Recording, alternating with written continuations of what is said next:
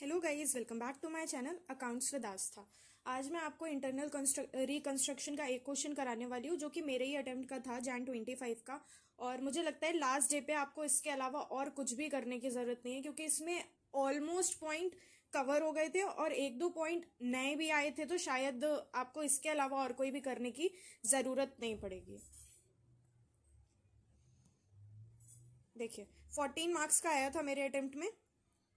और मैं आपको पहले ही बता दे रही हूँ रिक्वायरमेंट क्या है। एक तो हमें जर्नल एंट्री पास करनी है और शेयर कैपिटल का स्ट्रक्चर बनाना है, ठीक है।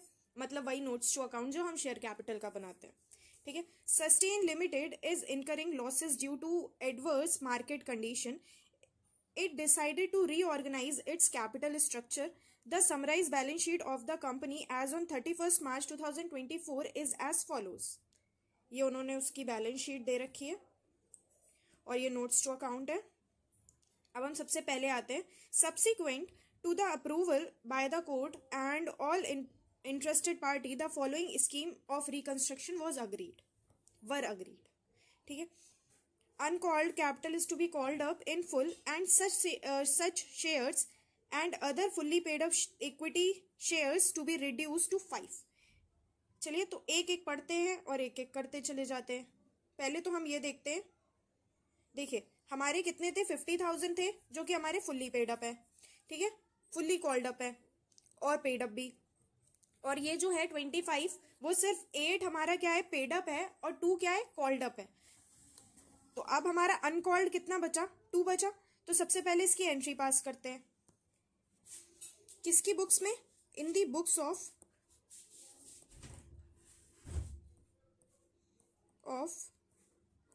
Sustain limited.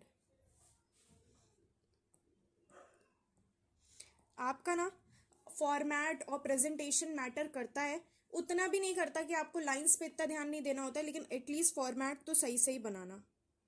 जर्नल एंट्रीज, और हमारा ना इंटर में आके वो लिखना भी इतना ज़रूरी नहीं होता है, जो नरेशंस होती है ना। बट हाँ, अगर आपके पास टाइम हो तो लिख देना। जिसकी नहीं समझ आए वो बात अलग है, पर अगर हो सके तो नरेशंस लिख देना। वैसे मार्क्स नहीं कटते, पर क्या पता आपका एग्जामिनर जो वो थोड़ा सा अजीब हो। पर्टिकुलर्स, डेबिट और क्रेडिट। हमें क्या करना है? 25,000 में क्या नहीं आया? 2 रुपए का हमने अनकॉल्ड था, तो हमें क्या करना पड़ेगा? कॉल करना पड़ेगा। तो हम सबसे पहले क्या करेंगे? उसकी एंट्री क्या होगी? मंगा रहे हैं तो क्या होगा? बैंक तो डेबिट होगा, क्योंकि पैसा बैंक से ही आएगा। 2 रुपए हमारे पास आ रहा है तो हमारा असेट बढ़ रहा है, तो डेबिट होगा। 2 इक्विटी शेयर कैपिटल, कैपिटल भी बढ़ रही है, तो कितना होगा? 25,000 इंटू 2, तो हमारा कितना हो जाएगा? 50,000। ये हमारी पहली हो गई। और उसी में ही उन्होंने बोला है कि जब आप कॉल कर लोगे, फिर आप अपने सारे जितने भी हमारे 50 और 25 के हैं, उन सारों को हम क्या कर देंगे? 5 पे ले आएंगे। 10 से 5 पे ले आएंगे। तो इक्विटी शेयर कैपिटल अकाउंट कितने का? 10 रुपीज वाला डेबिट हो रहा है। 2 इक्विटी शेयर कैपिटल अकाउंट कितने का? 5 रुपीज में अब हम ला रहे हैं। और अब जो बचा होगा वो हमारा क्या हो जाएगा? इंटरनल रिकंस्ट्रक्शन, ठीक है। तो हमारा कितना था? 50,000 था और 25,000 था। अब दोनों ही 10-10 रुपीज के हो चुके हैं, तो 75,000 इंटू 10 कितना हो जाएगा? 7,50,000। और हमारा ये जो 5 का हो गया, इसका मतलब हाफ कर लो इसका, तो 3,75,000 किस में चला जाएगा? हमारा इक्विटी शेयर कैपिटल में चला जाएगा, और 3,75,000 हमारा किस में चला जाएगा? इंटरनल रिकंस्ट्रक्शन में, ठीक है। ये भी हो गया। अब नेक्स्ट पे आते हैं। The preference share holder will accept a reduction of 2.5 per share in exchange the dividend. The preference shareholders will accept a reduction of 2.5 per share in exchange. The rate of dividend is to be increased to 9%. अभी कितने का है? 8% का है। और कितने का है? 10 है। कितने के? 30,000 के, ठीक है। 8% है, 8% प्रेफरेंस शेयर कैपिटल हमें कितने में करना है, 9% में, और हमारा जो बचेगा वो किस में चला जाएगा, इंटरनल रिकंस्ट्रक्शन में।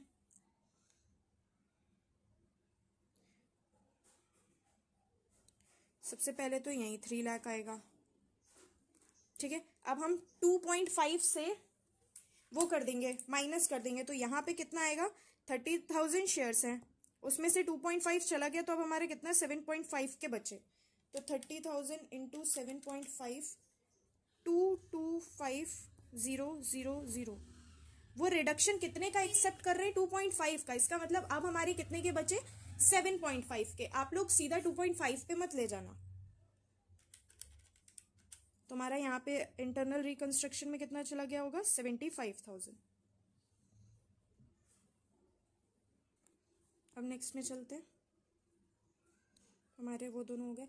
Preference share holder will forgo their claim of dividend for 1 year and 1 equity share of 5 each is to be issued for the remaining arrear of dividend. Okay, देखते हैं कितने। हमारा 3 ईयर्स का क्या है, अनपेड है, तो अगर कितना होगा, 3 लाख का 8%, ये तो 1 ईयर का हुआ, 1 ईयर का हमारा कितना है, हमारा कितना होगा, 24,000। तो हमारा 1 साल का तो फॉरगो कर देंगे हमें, लेकिन 2 साल का देना होगा, तो कितना हमारा 48,000 हमें देना है।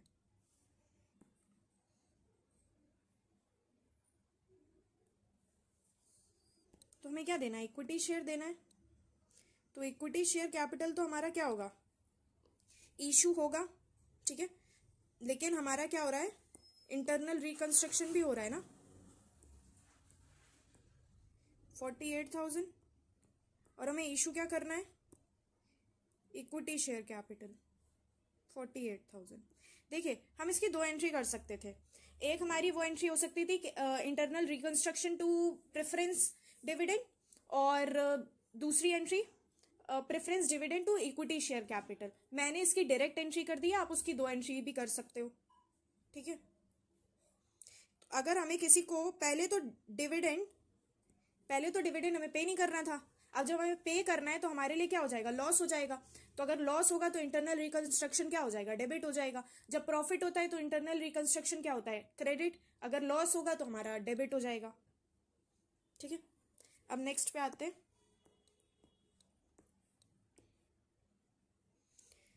Mr. X holds 10% debenture for 2,50,000. He is also a creditor for 50,000.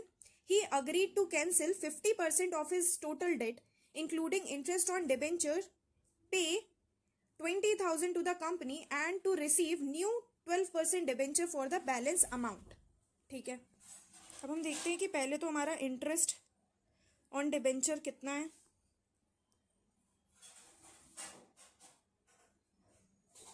तो इस वाले इंटरेस्ट पेबल में भी उसका कितना होगा, 25,000 होगा, क्योंकि उसका वो कितना है, 2,50,000 का क्या है, शेयर होल्डिंग है। तो हमारी एंट्री क्या हो जाएगी,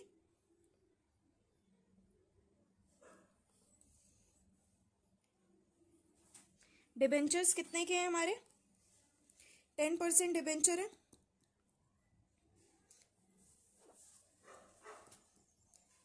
कितने के, 2,50,000 के।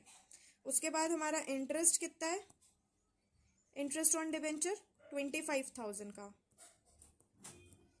और उसके बाद हमारे क्रेडिटर्स कितने हैं, आई गेस 50,000 का था वो, है ना। मैं है ना तो ऐसे बोलती हूँ जैसे आप लोग मुझे रिप्लाई करने वाले हो। 50,000 के, उसमें से उसने कितना फॉरगो करने के लिए मान लिया है, 50%। और हाँ, वो हमें ना पे भी कर रहा है, कितना, 20,000। तो बैंक से आएगा, बैंक अकाउंट डेबिट 20,000 टू और इसका वो क्या करने वाला है, 50% फॉरगो करने वाला है। तो जो 50% फॉरगो करने वाला है वो किस में आ जाएगा, इंटरनल रिकंस्ट्रक्शन में आ जाएगा। 50% निकलेगा हमारा 1,62,500, ठीक है। और बचे हुए का हम क्या कर देंगे, उसको 12% क्या दे देंगे, डिबेंचर्स दे देंगे। एक तो अब हमारा पहले तो इसका 50% बचा है, इसका 50% बचा है, और ये तो हमारा 1,62,500 तो इसका आया ही था, ठीक है। तो इसमें 20,000 और ऐड कर दो, तो हमारा अब हम उसे कितने का दे रहे हैं, 1,82,500 का। देखिए आप इसकी ना 3 अलग एंट्री भी कर सकते थे, पर मुझे तो ऐसा लगता है पेपर में आपको टाइम बचाना चाहिए, और आप यहाँ पे सिर्फ और सिर्फ क्या बोलते हैं, एक एंट्री करो। आपकी एंट्री वैसे भी मैच होनी है उन तीनों से भी, और यहाँ पे क्या करना है, आप नरेशन लिख देना, ठीक है। तो फिर आपके लिए इजी हो जाएगा। अगर आपको अलग अलग करनी है तो फिर आप अलग अलग वाली कर लेना। अब नेक्स्ट पे आते हैं।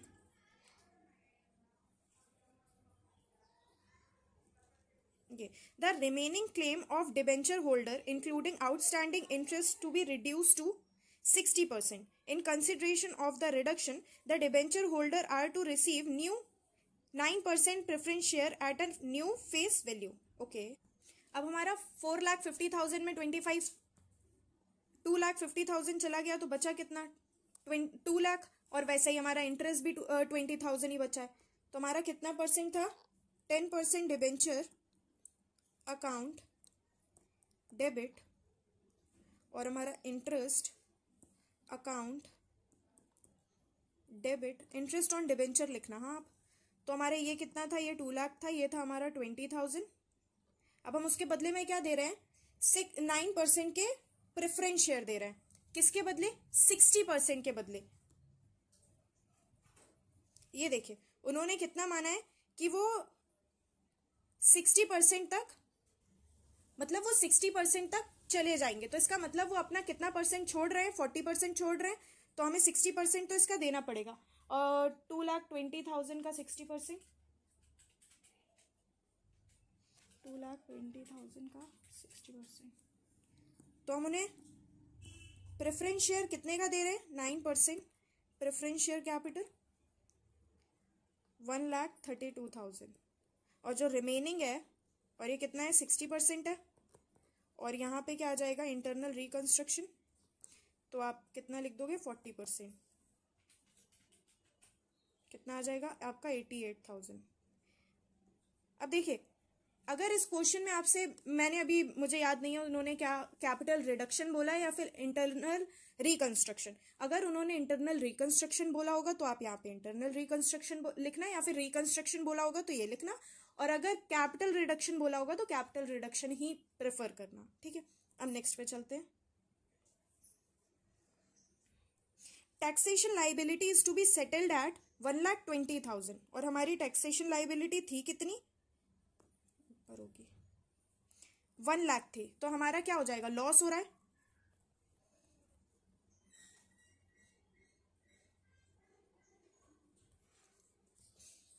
चलिए तो फिर नेक्स्ट पॉइंट पे आते हैं। हाँ टैक्सेशन लाइबिलिटी वाला था ना, प्रोविजन था कितने का, प्रोविजन फॉर टैक्स 1 लाख का, लेकिन हम कितना दे रहे हैं, 1,20,000 दे रहे हैं, तो हमारा क्या हो रहा है, लॉस हो रहा है। तो इंटरनल रिकंस्ट्रक्शन क्या हो जाएगा, डेबिट हो जाएगा, कितने से, 20,000 से, और हम किससे पे कर देंगे, बैंक से, 1,20,000। नेक्स्ट पॉइंट पे आते हैं। Market value of non current investment is इतना, इन्वेस्टमेंट टू बी ब्रॉड, ठीक है, 2,50,000 है, और अभी हमारी इन्वेस्टमेंट कितनी है, 2,80,000 की है। अभी चलिए पहले हम देखते हैं। एक तो ये हमारा क्या हो रहा है, गिर रहा है, तो इसमें हमारा एक लॉस होगा। Inventory equal to 1 lakh at book value will be taken over by remaining creditor in full settlement, ठीक है। Bad debt, a bad debt provision of 2% is to be created, यहाँ पे भी हमारा इंटरनल रिकंस्ट्रक्शन डेबिट होगा। Plant and machinery to be written down, ये भी होगा, ठीक है। तो हम पहले ये वाली एंट्री कर लेते हैं। कौन सी? ये जो इन्वेंट्री लेके जा रहे हैं। पहले देखते हैं हमारे क्रेडिटर्स बचे कितने के हैं। ट्रेड पेबल होगा, ट्रेड पेबल कितने का है? 1,30,000 का। 50,000 का क्या था हमारा? एक्स था। 50,000 तो बचा कितना? 80,000। और लेके कितना जा रहे हैं? 1 लाख का लेके जा रहे हैं इन्वेंट्री। तो हमारे लिए इंटरनल रिकंस्ट्रक्शन कितने का हो जाएगा? 20,000 का, क्योंकि हम उन्हें 20,000 क्या दे रहे हैं? एक्स्ट्रा दे रहे हैं। तुम्हारी एंट्री क्या हो जाएगी? ट्रेड पेबल तो जा ही रहा है, ट्रेड पेबल अकाउंट डेबिट,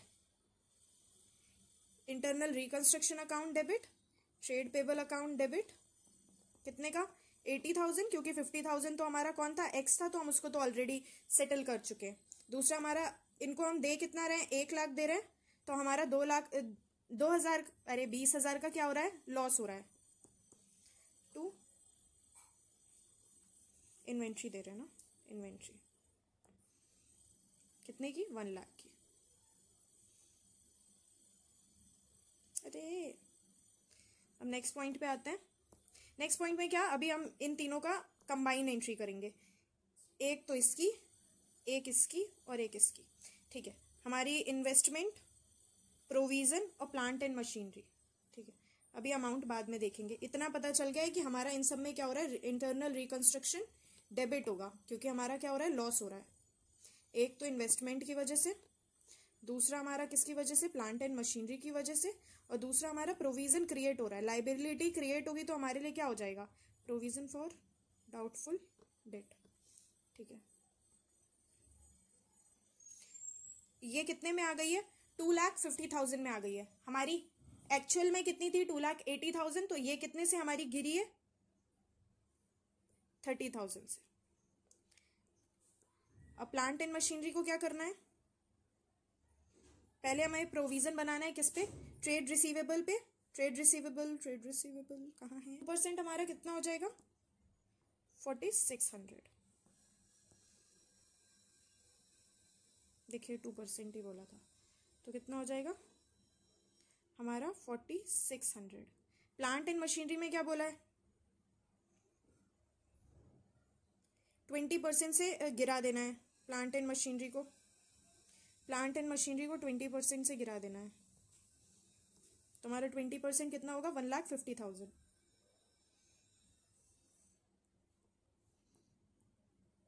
जब आप इन सब का टोटल करोगे तो आपका कितना आ जाएगा? 1,84,600।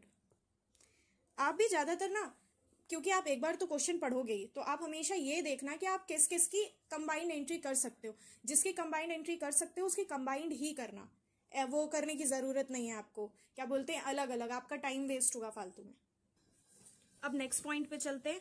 ये थोड़ा सा ट्रिकी था, जो मतलब नॉर्मली मैंने तो कभी भी नहीं किया था, आपने तो शायद आपके अटेम्प्ट तक कर लिया हो। The company will further issue 12% debenture for such amount which is sufficient to pay off bank overdraft and other outstanding liability and maintain a cash balance at 85,000। ठीक है, चलिए चलिए चलिए ऊपर चलते हैं। एक तो हमारा बैंक ओडी हमें पे करना है 65,000 का। इंटरेस्ट पेबल हमारा क्या हो चुका है? ये दोनों सेटल हो चुके हैं, तो हमारा सिर्फ बैंक ओडी ही बचा है जो आउटस्टैंडिंग में था। प्रोविजन तो वैसे भी नहीं आएगा उसमें, आउटस्टैंडिंग तो सिर्फ हमारा इंटरेस्ट पेबल था, और वो भी क्या हो चुका है? हम पे कर चुके हैं। तो अब हम इसके लिए क्या बनाना पड़ेगा? अकाउंट बनाना पड़ेगा। किसका?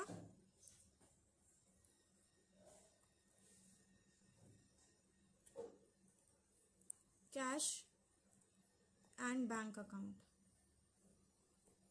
कैश एंड बैंक अकाउंट बनाना पड़ेगा।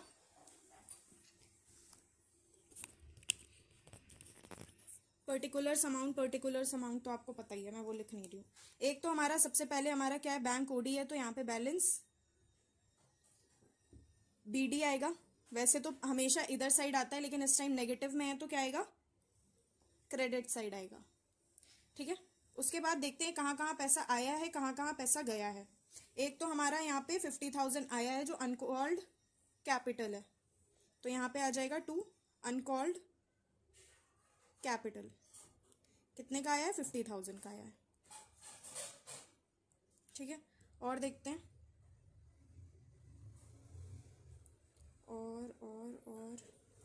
एक यहाँ पे हमारा आया है 20,000 का, किसने दिया है? एक्स ने दिया है। तो यहाँ पे क्या आ जाएगा? To Mister X. कितना दिया है उन्होंने? 20,000। उसके बाद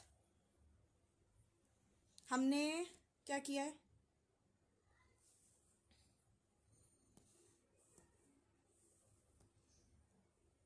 हमने अपनी लाइबिलिटी पे की है 1,20,000 की, और कहीं पे तो हमने कुछ पे किया नहीं है। तो हमारा यहाँ पे क्या हो जाएगा? बाय टैक्स कितना? 1,20,000। उसके बाद हमें बताया कि हमें बैलेंस सीडी कितना मेंटेन करके रखना है? 85,000 का। ठीक है, तो हमारा जो बचा हुआ 12% डिबेंचर जो है वो हमें कितने इशू करने होंगे? ये हमारा बैलेंसिंग फिगर आ जाएगा। और जब इसको आप करोगे तो आपका आएगा 2,70,000, यहाँ भी आएगा 2,70,000, और ये हमारा कितना आ जाएगा? 2 लाख का। ठीक है,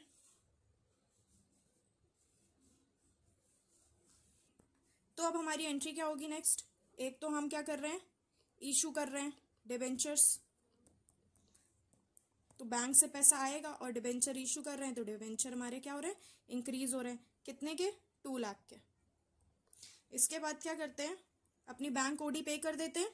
तो हमारी बैंक ओडी टू बैंक कितने की थी हमारी? 65,000 की। ठीक है, उसके बाद अब अगले पॉइंट पे आते हैं। उन्होंने क्या बोला है हमसे? सारे पॉइंट हो गए, बस लास्ट बचा है। The amount available by the scheme shall be utilised in writing off goodwill, debit balance of profit and loss and balance of inventory. ठीक है, तो हमारा जितना भी इंटरनल रिकंस्ट्रक्शन का क्या बचा है? अमाउंट बचा है।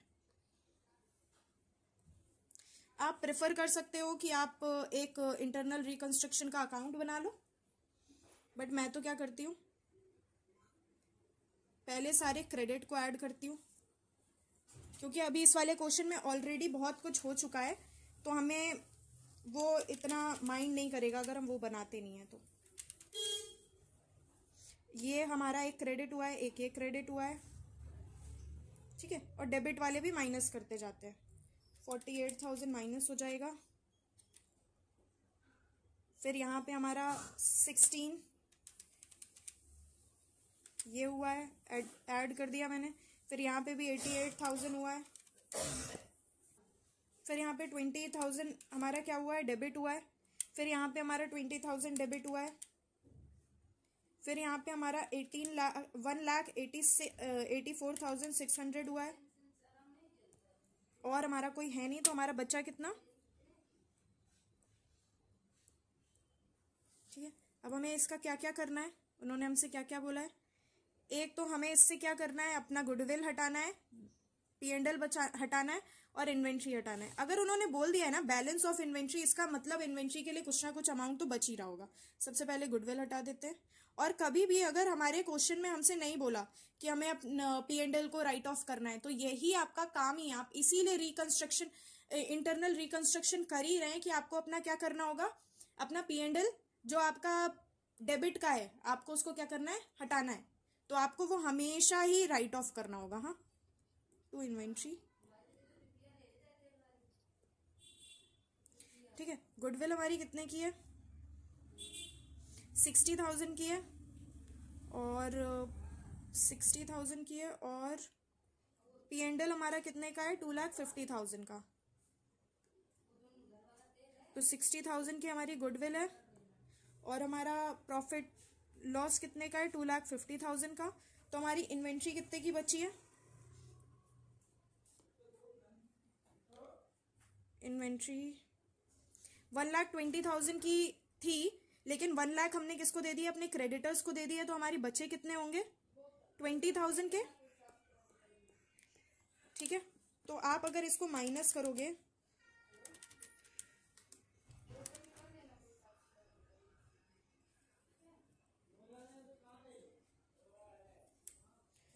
4,27,900 से माइनस कर दोगे 60,000, 2,50,000 और 20,000, तो हमारा कितना बच जाएगा कैपिटल रिजर्व के लिए? बच जाएगा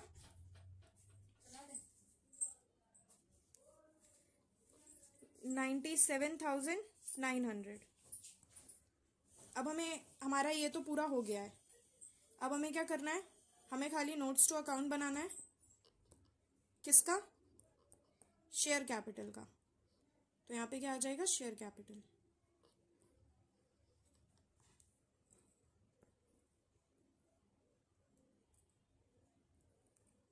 अरे यार, तो यहाँ पे पर्टिकुलर हो जाएगा, यहाँ पे क्या आ जाएगा? Share capital. अब हमारा एक तो इक्विटी शेयर कैपिटल है, ठीक है।